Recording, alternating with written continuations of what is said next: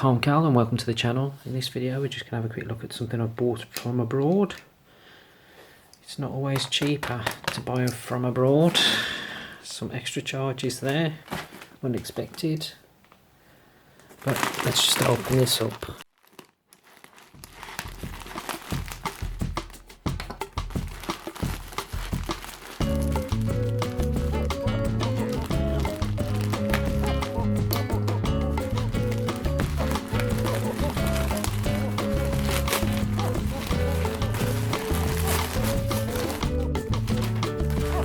There's the outer layer.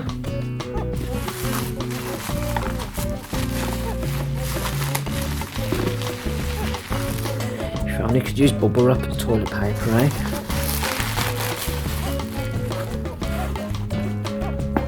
Nice little case there. And what have we got? We have got RG350 Anbernic. Anyway, this is the Hey Now version of the RG350. This is one of the handhelds that's actually got an R1 and an R2 button on the top of the device itself, along with dual joysticks. Let's turn it around the right way.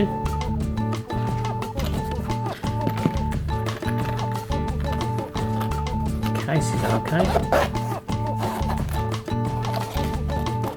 Similar to the GKD350 one. A little holder there, elasticated one for little bits of wires and things. Okay, so that's got a little bit of strength to it. I'll take that out of the picture completely. Right, let's have a look at this thing then. There's a little foam guard there. Adequately wrapped, and this is in a nice grey black and orange. And there we can see it. Nice big 3.5-inch IPS screen. And this is the Hey Now version, so I've actually got an additional micro SD card in there, which is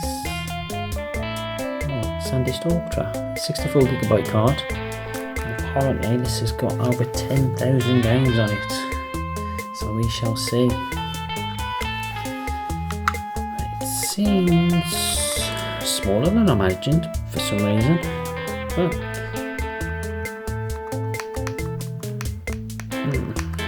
okay, let's see how that plays. But at least this D-pad's got grip on it. We've got dual joysticks on here.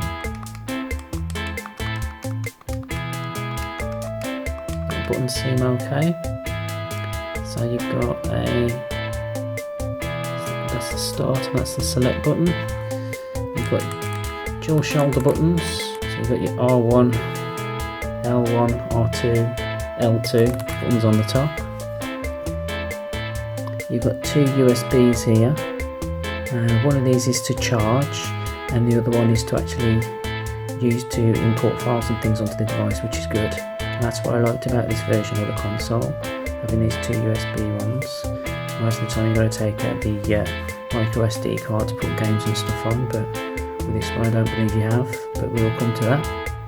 It's got HDMI out, and it's got an earphone socket here which says AV as well. We shall see. The good thing about this one as well, it's got volume control, it's got a reset button, and then the power button here. And it looks like twin speakers too. So what we'll have to do is power this unit. Oh, incidentally, there's another SD card on the inside of this, which is accessed through screws, taking screws out, okay. And that's the internal one will have the firmware on. But there is a lot of support for this device firmware wise. I've come across a site that I've used before, and I will put a link in the description for this. So we'll have to put this baby on charge and see how we go.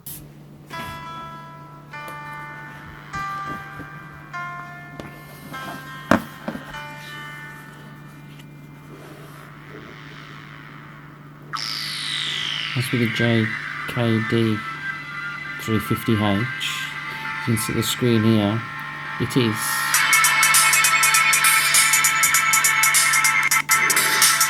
really nice. But you'll find with this 350H it hasn't got the same power as the JKD350H has. It's a little bit blurry on here, but it's not on screen. I guarantee you that. The screen on it is great. Streets of Rage remake.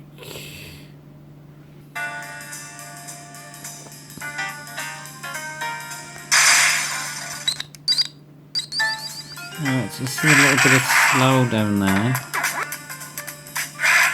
Doesn't happen all the time, it just happens when it's loading.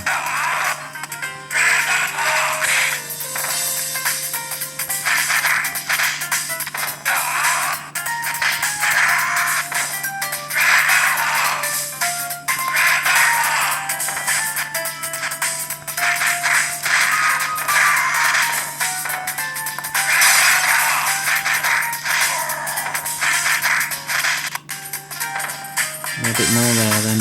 Yeah.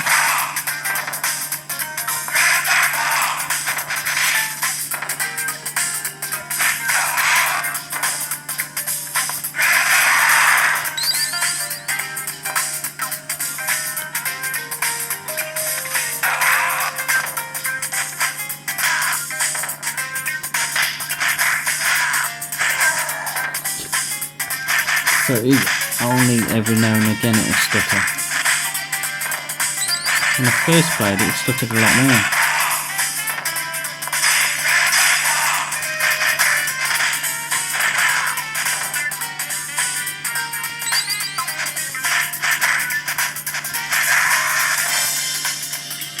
Just wish my camera would show a little bit more justice. The screen is really nice on here.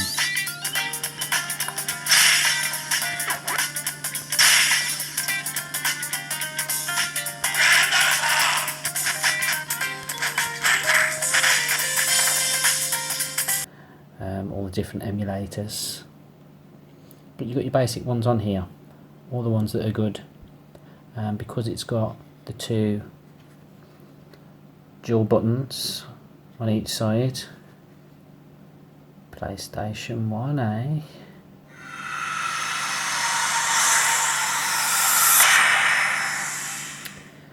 and as usual my camera is not doing the screen any justice. The screen on here is really good. It's not as good as the JKD350H, but it is good.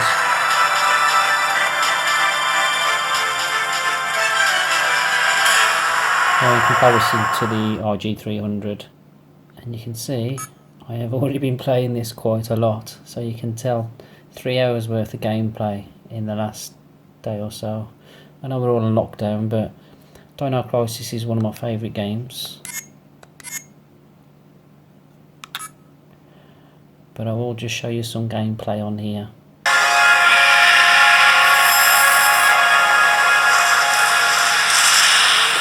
And if you haven't played this game on PS1, I suggest you do. It is a really good game, especially if you enjoy things like Resident Evil and things like that. Survival horror, survival action. I'm about to step through a gate to another time, or maybe it's another world. I'm being sent in with other members of TRAT. Our mission: to rescue 1,300 survivors and collect data. It's a bit blurry on my camera, but on screen it is perfect. I give praise where praise is due. I thought this controller here would get in the way, and when I'm playing, it doesn't.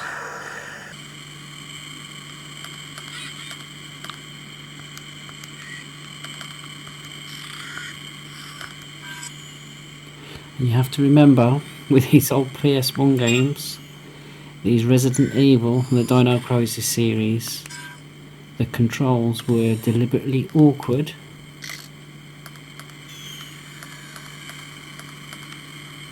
just to make the atmosphere that little bit more.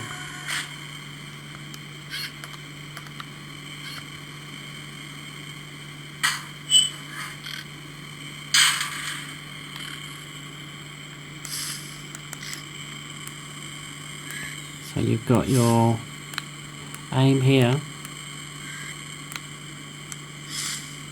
you've got your change aim to like the different attackers, then you've got your map here, and then you've got your reverse. And this is why playing some of these PS1 games, it's important to have these extra buttons, because in this game all the buttons are used, and this game does play fantastically well. I don't know if I'm going to be able to do that, so that's showing you at the same time as trying to film. I'm doing this at a right funny angle. Just trust me, it does play this game fantastically well.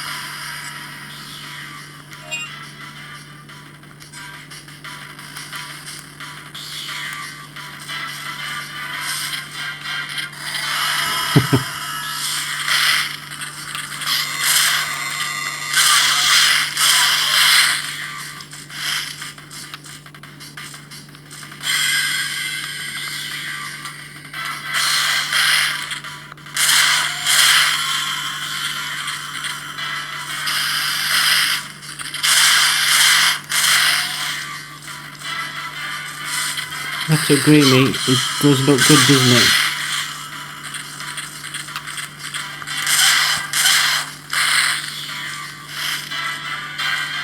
I just hope it comes through okay on the old camera.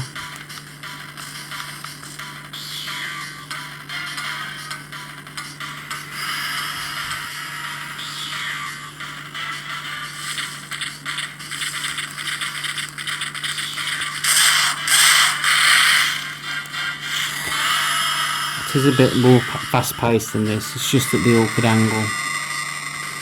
So I'm just going to go back and show you the other emulators, what's installed. But for this game in particular, Dino Crisis 2, big thumbs up, and I'm not joking, with this device. As I said, not all PS1 games are going to play great on here, but this is the device that is having a lot of support for development. There we go, so it's just the power button at the bottom. And then you've got to use this one to come out. Press that one to quit. Yeah, okay. This button, there we go. Back to the main menu. So we're in this menu here, but for this emulator we want to stay in this one. So if we just press the start button, it takes you back to the main emulator screen. And as I said, you've got all the major ones installed on here, and all of these ones that are on here will play really well. Neo Geo, you might get a little bit of slowdown. Well, it's a funny loading screen.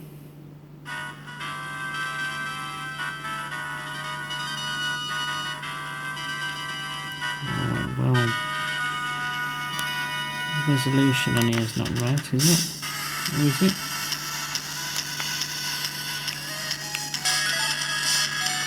Let's just start the game anyway.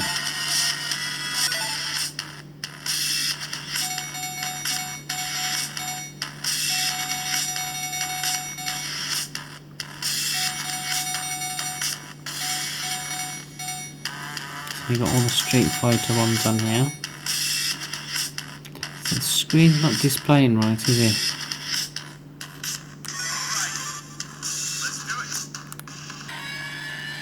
The screen's only slightly off. There's got to be a way of sorting that out now.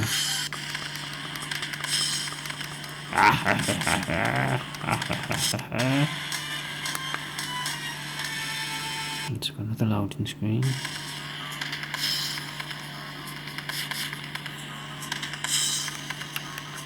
Okay, so this is not configured here.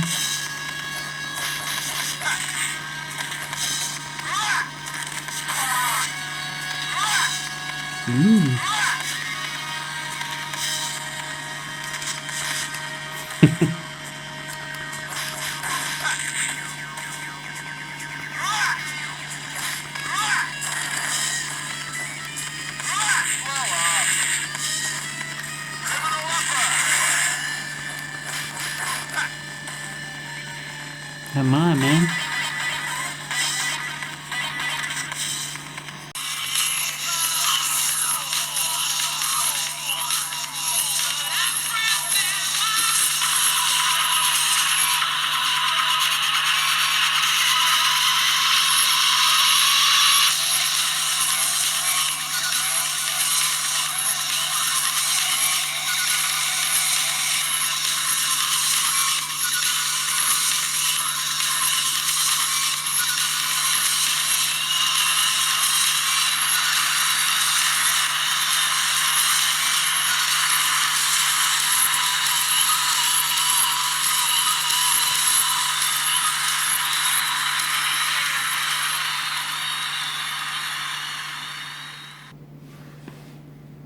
Oh, it's got a flashing battery here, so we have to put it on charge.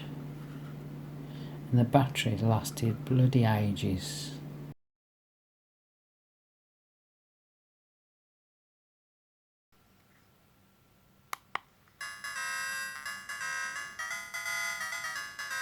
Overall then, I'm quite surprised on how well this performs. I was a bit reluctant to actually buy this device, but I'm quite happy with it now. Performance on PS1 is really good, and the controls, they're pretty good as well. The screen is a delight, and I'm surprised with, and the battery life is outstanding. I haven't tested the video out or the AV out either, but I'm under the impression that this doesn't work. I haven't actually tested it myself. I've just been too busy playing Dino Crisis 2 to be honest. But if you're interested in playing retro games, which I'm playing right now, there are other devices that you can actually use and they're cheaper. But if you want a little bit of performance and play efficiently PS1 games, then this is the device for you. Let me know what you think in the comments. Also, let me know what your favourite games are that you think would play well on this device, so I can add it to this system. My name is Cal. Have a good morning, afternoon or good evening. Farewell till next time, and I will see you later. Thanks for watching.